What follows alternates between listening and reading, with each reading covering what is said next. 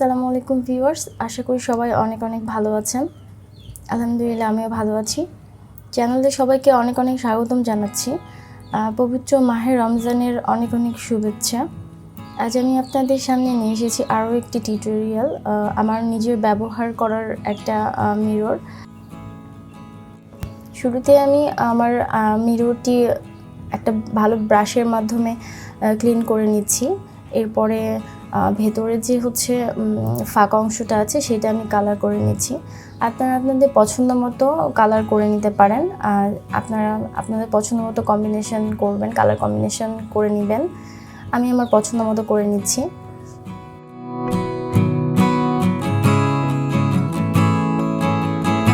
আমি আজকে কালার করে দেখাবো। খুব সহজে অল্প কিছু রং দিয়ে কিভাবে আপনারা কাঠের যে বেসগুলো পাওয়া যায় সেগুলো কালার করে নিতে পারেন, আমি সেটাই আজকে দেখাবো। আশা করি আমার ভিডিওটি আপনাদের ভালো লাগবে। সবাই লাইক, কমেন্ট এবং শেয়ার করে পাশে থাকবেন, এবং যারা এখনও সাবস্ক্রাইব করেনি আশা করি সাবস্ক্রাইব করে নেবেন।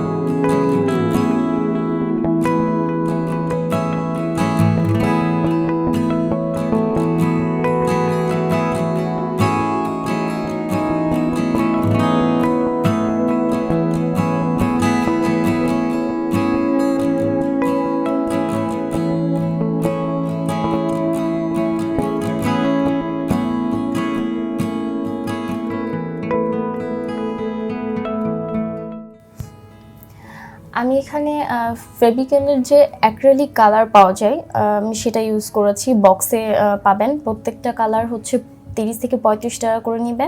এটা আপনার নিউ মার্কেট অথবা ব্লকের দোকানে ইজিলি পেয়ে যাবেন। কাঠের বেসগুলো ব্লক বাটিকের যে দোকান থাকে সেইটাতে পেয়ে যাবেন। তো যারা ব্যবসা করতে চান অনলাইনে কিংবা অফলাইনে, যেখানে করতে চান না কেন, এইরকম বিভিন্ন বেস নিয়ে কিন্তু আপনারা কালার করে নিজেদের ক্রিয়েশন দিয়ে খুব সুন্দর একটা লুক নিয়ে আসতে পারেন।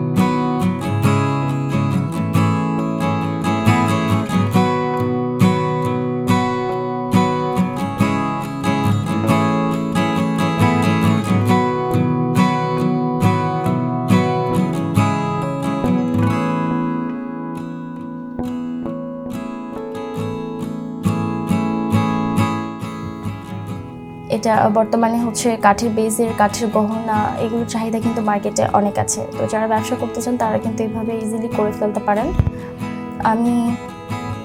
এটা আমার নিজে ব্যবহারের জন্য করেছি। আমি যে কালারগুলো ইউজ করেছি, ম্যাজেন্টা রং, ব্ল্যাক ইউজ করেছি, সিলভার এবং গোল্ড যে কালার থাকে সেটা ইউজ করেছি, যার কারণে একটা ভিন্ন রকম একটা লুক এসেছে। আপনারা হচ্ছে ট্রাই করে দেখতে পারেন, আশা করি আপনাদের ভালো লাগবে।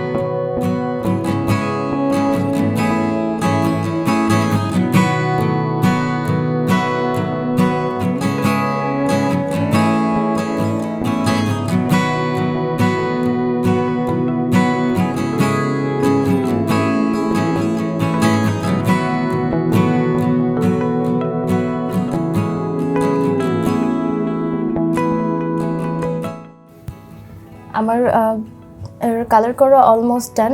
আশা করি আপনাদের ভালো লাগবে। তো কেমন লাগলো আমার ভিডিওটা ফাইনালি অবশ্যই কমেন্টে জানাবেন এবং পরবর্তী ভিডিও দেখার আমন্ত্রণ জানিয়ে আজকে এখানেই শেষ করছি।